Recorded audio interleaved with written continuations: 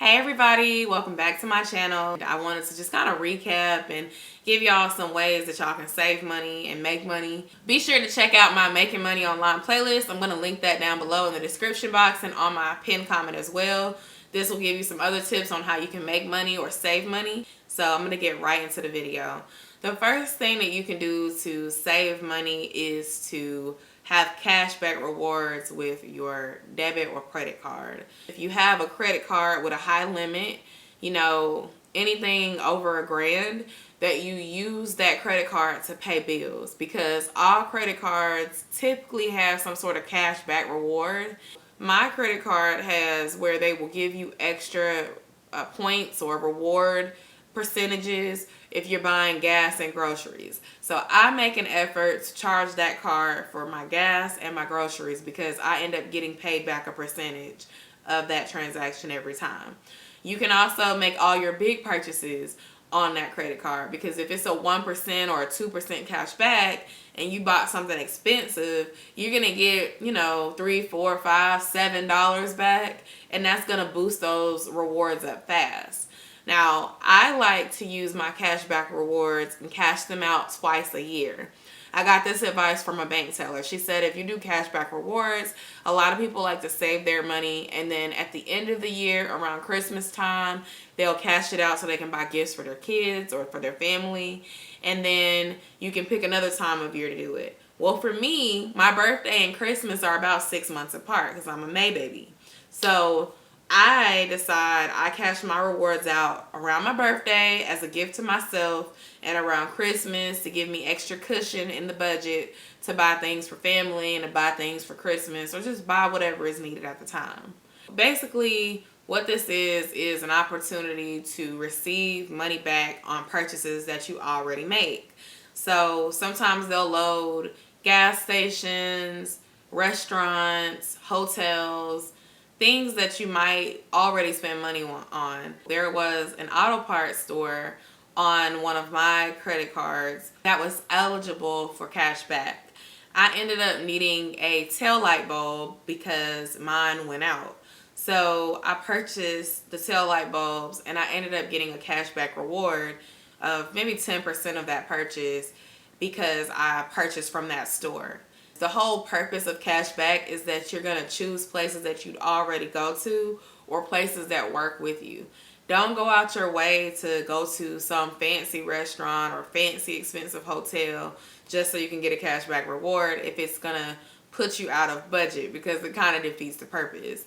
Check out Yelp, your grocery stores. If you're in the South, I live in Georgia, Kroger has cashback rewards. So you go on there and you look for items that you already eat and you load them to your account. And if you buy those items, you will receive cash back in your checking account for buying the items. Another way that you can save money is by using your weekly ads when you do grocery shopping. So again, the key to this is planning out your grocery list with items that you're going to buy anyway and meals that you're going to cook anyway, but you're going to use the ad to see what's on sale. And sometimes items that you may need will be on that list. For example, Kroger, they are really good about posting an ad on Wednesdays, and they will post items that will be on sale on Friday and Saturday only. Sometimes it'll be on sale for 3 days. For example, their store brand cheese may be on this list. When you click on it, you can see that the cheese may be on sale for 99 cents. In our family, we eat a lot of cheese. We eat it with tacos. We eat it with macaroni. We eat it when we put it in our eggs. It's just used for an array of different recipes. So this would be the opportunity for me to rack up on cheese. I can use my phone number and my husband's, get several different types of cheese. We'll be stocked up for over a month, and we won't have to purchase cheese. Regularly, this cheese may be 3 times as much, but by checking the weekly ad, we end up saving money on that item because we know when it's going on sale, we can stock up, and now I don't have to spend $3 for cheese that I got for 99 cents. One other way that you can save money is by doing mystery shopping opportunities. I told you all about Market Force in a video. There are other apps you can use as well, and I'll be sharing those with you as I continue to find them. But basically, Mystery shopping is a great way to save money and make money, and that is because you are being paid to shop. The best way to capitalize on this is to use shops that are near you or near your job or near a place where you go normally, and the places that you like to eat, shop, etc. So a good example would be Publix grocery store.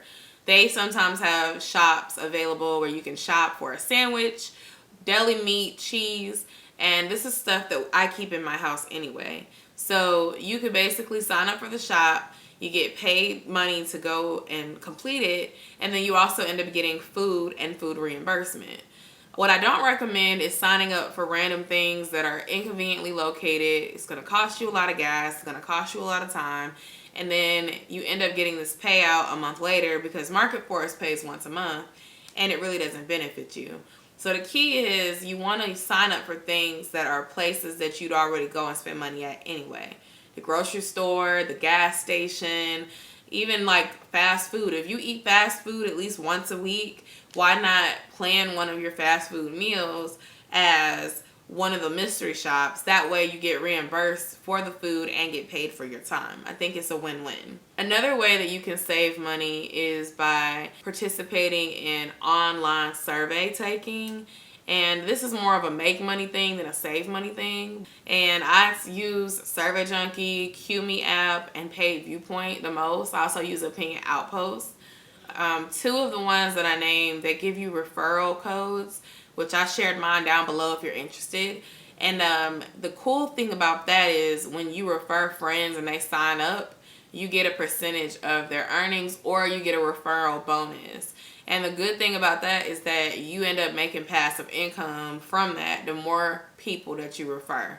So if you have a channel, if you have a blog, you have somewhere where you can share the links, you can even email them or put them on your Facebook. You're going to end up getting paid for telling your friends about this thing. And it's a great way to boost your own earnings and cash out. Another way to save money is to, when you get your check, if you work a 9 to 5, if they give you the option to split into 2 accounts, I recommend putting a small percentage of your check in your savings account or your credit union account every time you get paid. This will be a predetermined amount that works for your budget. You just decide what that amount is and you have it go into that account automatically. Don't trust yourself to do it, because if you do, something will come up every single time. I think saving, $20 a check would be a low number, and it would be such a small amount that it's not going to be missed if I have bills that month that are just outrageous. So you have to decide what works for you, but $20 a week or $20 every 2 weeks could add up. If you're doing, $40 a month, and 4 times 12 is $480 a year. Now, if you're not saving anything, I'd rather take the $480 a year than nothing. You just have to decide how much it is that you can afford to put aside and leave there. So I don't recommend you saying you're going to do $100 every 2 weeks if your bills are too much and you're going to have to borrow $50 every time because it's not enough. You may as well just go ahead and do $50 every 2 weeks instead of that $100 so that you can stay out your savings account. Another thing that I recommend that y'all do to help y'all save is write down your expenses. I think with the way everything is online these days, it's paperless this, it's online that, it makes it very hard to track what you're doing. And if you're like me, when you have that piece of plastic in your hand, there is no unless that card doesn't go through. And so I recommend that you write down what you're spending before you start. So you can either do this the day before you get paid or the morning of when you get paid. You write down all the expenses that you have to pay with that check. You write down the amount that you had coming in on the day of that check. And you subtract the amount that you have from the amount that you have to pay for your utilities and your miscellaneous expenses. And when you're done with that, you take the number that you have left and you go to the ATM and you withdraw, let's say 50% of that number or 40% of that number, and you give yourself cash to work with. If you get $100 out of the ATM and you put that in your wallet as you're going around, you challenge yourself, no, I'm not going to swipe this card. In fact, you can put your debit card in the house and just keep the credit card with you for emergencies only. Emergencies is like a flat tire, you lock the keys in the car, you have to hire a locksmith, you run out of gas, something where you really need it, not because some shoes are on sale. That's not an emergency. So you carry the $100 in cash on you, and you keep your emergency card just in case for a true emergency. And then once that $100 runs out, you have to go back to the ATM to get more money. Doing this will help you see how quickly you're spending your money and where your money is going. If you know you started with 100 and you come home with 18, you can really see where that money went because you remember the cash in your hand. With a card, there's been so many times where I was just swiping all day, and I get home and I'm like, oh, I'm pretty sure I only spent about $100, and I open up my account and I've spent $350. So I highly recommend that you write down what you're doing, and then you subtract your expenses from your incoming money, and then you take the total and you use cash to help you budget whatever you have left. Not only will that help you keep your credit card balances down, but it will keep you from overspending. With the credit card thing, when you're trying to build your credit, it is good to use your card to earn you money. But if it's getting to a point where you're charging more than you make, you create a problem for yourself, and you don't want that. So that's a really good way to make great use of your credit card. They say you want to have less than 30% utilization on a card. Don't go crazy and go on a shopping spree and do all that nonsense. Purchase gas, purchase groceries, pay your phone bill with it, pay your cable bill with it. Something that you have to pay anyway is a great rule of thumb, because you are going to be using that money anyway. So you charge it on your credit card, take the money out of your checking account, put it in an envelope so you don't spend it, and then you pay it off. That way you're building your credit and you're getting cash back rewards, and you're saving money and making money off of your credit card. That is the key. So I hope you all enjoyed this video. Please let me know if there's any ways that you save and make money. I love to hear them because I am on a making money journey for 2020.